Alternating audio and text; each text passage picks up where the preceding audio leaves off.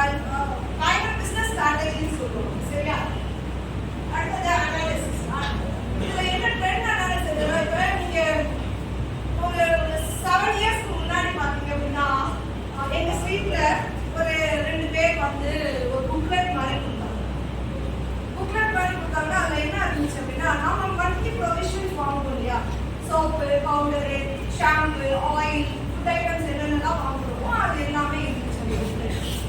அந்த புக்லெட்ல பாத்தீங்க அப்படின்னா நம்ம என்னென்னலாம் எவ்வளோ கிராம்ஸ் வாங்குவோம், கிராம் 100 ரூபீஸ் இருக்கும், அதுக்கு ஏதாவது ஃப்ரீ கொடுத்துருக்காங்கன்னு அந்த டீட்டெயில்ஸ் இருக்கும். ஸோ அதெல்லாமே அதில் இருந்துச்சு. நிறைய பேர் அதை ஃபில்அப் பண்ணாங்க. எங்கள் சீட்டில் ஒரு 5 பேர் அதை ஃபில்அப் பண்ணி கொடுத்தோம். நான் வீட்டில் என்னென்ன வாங்குவேனோ அது எல்லாமே அதை ஃபில்அப் பண்ணி அவங்ககிட்ட ஹேண்டில் பண்ணுவோம். டெய்லி கொஞ்சம் ஒரு கிஃப்ட் கொடுப்பாங்க. மந்த்லி என்ன பண்ணுவாங்கன்னா ஸ்டார்டிங்கில் வந்து புக்கை கொடுத்துருவாங்க, எண்டில் வந்து வாங்கிட்டு போயிருவாங்க. இது எதுக்கு வாங்குறாங்க? ஐஎம்எஃப்னு சொல்லிட்டு ஒரு கம்பெனி. இது எதுக்கு வாங்குறாங்க? இப்போ நான் எங்க ஏரியாவில் ஒரு 10 பேர்கிட்ட அந்த டீச்சர்ஸ் புக்லெட்டை வாங்கிட்டு போறாங்க. எதுக்கு வாங்குறாங்க? ஏமா வாங்குறாங்க? எல்லாத்தையும் நான் என் வீட்டில் வாங்குற சாமான் என்னென்னலாம் வாங்குறேன், வீட்டுக்கு தேவையானலாம் என்னென்ன வாங்குறேன், சோப்புலேருந்து ஷாம்புலேருந்து பவுடரு, வாஷிங் பவுடரு, ஆயிலு, ஜீரகம் வாங்குறாங்க. எது வாங்கினாலும் அதில் இருக்கும், அதை எழுதுவோம். எவ்வளோ கிராம்ஸ் வாங்குறோம், பேஸ்ட் என்ன வாங்குறோம், வாஷிங் பவுடர் என்ன வாங்குறோம், எல்லா டீட்டெயில்ஸும் அந்த இருக்கும், அதை நாங்கள் எழுதிருப்போம். எதுக்கு அதை கலெக்ட் பண்ணுறாங்க?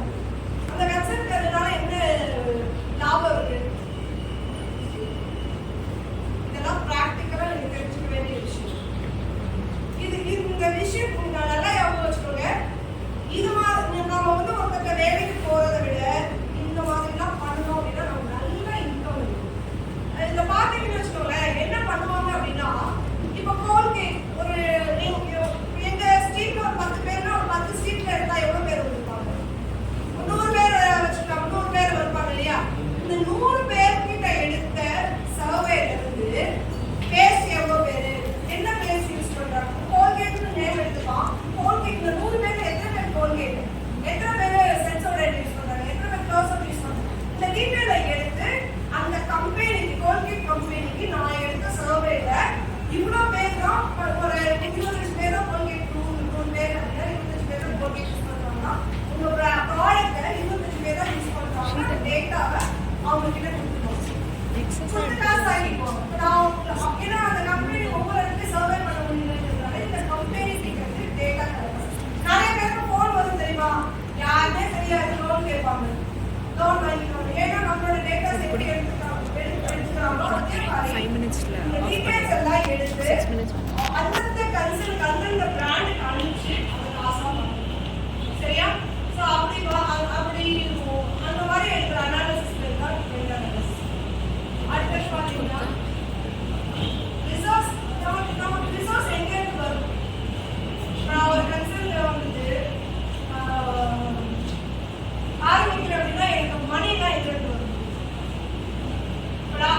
நிறைய இப்போ ஸ்மால் ஸ்கேல் இண்டஸ்ட்ரீஸ்லாம் நடத்துறாங்களோ அவங்களுக்கு எல்லாம் எப்படி ஃபினான்ஸ் வருதுமா? லோனு வேற, லோன் வேற, yes small scale. For example tailoring shop ஆரம்பிக்கிறாங்க.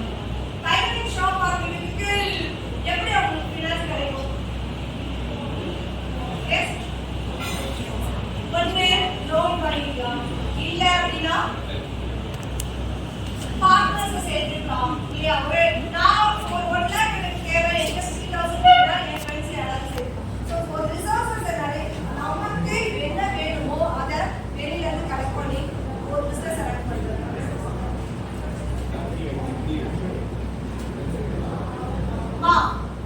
நீங்க இன் ஃபியூச்சர்ல யாரையும் டிபெண்ட் பண்ணாம நம்மளே பாத்தீங்க அப்படின்னா ஒரு 12 டாப் பிசினஸ் இருக்கு, அது சூப்பரான பிசினஸ், லோ இன்வெஸ்ட்மெண்ட் பிசினஸ் இருக்கு அப்படின்னா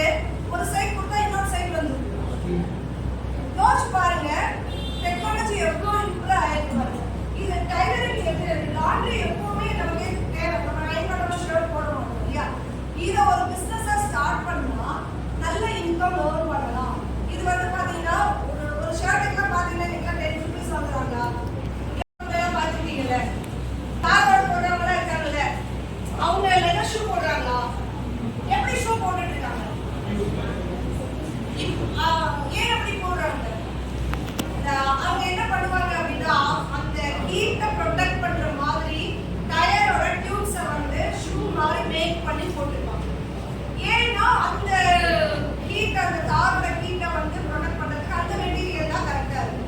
ஸோ ஃபர்ஸ்ட் 2 பேர் என்ன செஞ்சுட்டாங்க அப்படின்னா, அவனுக்கு வந்து அந்த காஸ்ட்லி ஷூ அந்த மைண்ட்லேயே தான் அவன் யோசிச்சிருக்கான். அந்த ஷூ நம்மளாம் வந்து கிராமத்துல சேல் பண்ணவே முடியாது, யாரும் வாங்க மாட்டாங்க. அந்த ஷூவை வந்து அவன் சேல் பண்றதுக்கு ட்ரை பண்ணியிருக்கானே தவிர மாடிஃபை பண்ணி கொடுக்கணும்னு யோசிக்கணும். இப்போ இவன் என்ன செஞ்சிருக்கான் அப்படின்னா, இவன் என்ன ரிப்போர்ட் ஆக்சுவலி கொடுத்துருக்கான்னா, நம்மளோட பிராண்ட் எல்லா பிசினஸ் மேனுக்குமே என்ன அப்படின்னா, எல்லா இடத்தையுமே ஃபர்ஸ்ட் அவன் தான் கவர் பண்ணணும். சரியா? ஃபர்ஸ்ட் அவன் தான் இருக்கணும். காம்படிட்டர்ஸ் வந்துட்டாங்க அப்படின்னா நம்ம அவன் வந்து செகண்ட் பொசிஷன் வந்துடுவோம். அப்படி செகண்ட் பொசிஷன் வந்தாலும் ஃபர்ஸ்ட் பொசிஷன் பிடிக்க அவன் பயங்கர ஹார்ட் ஒர்க் பண்ற மாதிரி இருக்கும். அதனால என்ன பண்ணுவோம்னா, ஃபர்ஸ்ட் ஒரு ப்ராடக்ட் இன்ட்ரோ கொடுக்கும் போதே ஹை லெவல்ல கொண்டு போய் உள்ள சேர்த்துருவாங்க. அப்போ எல்லா ப்ராடக்ட்ஸுமே நம்ம என்ன ஆகுனா, ஃபர்ஸ்ட் உள்ள போய் சேர்த்தாதான் மக்கள் கன்சியூமரை நிறைய ரீச் பண்ண முடியும். அதனால என்ன சொல்றோம் அப்படின்னா, நம்மளோட ப்ராடக்ட் அந்த ஏரியால இல்லைன்னா வேற ஒருத்தர் வேற மாதிரி யோசிச்சானா அவன் உள்ள போயிடுவான். ஸோ அவங்களுக்கு அந்த கல்லு முள்ளு சேத்துல தானே நடப்பாங்க இல்லையா, அந்த சேத்துல போற மாதிரி நம்ம அதுக்கு ப்ரொடெக்ட் பண்ற மாதிரி ஷூ மேக் பண்ணி கொடுத்தா நமக்கு தேவை நம்ம பிராண்ட் இருக்கணும் இல்லையா, நம்மளோட பிராண்ட் நேம் போட்டு ஒரு ஷூ இருக்கு.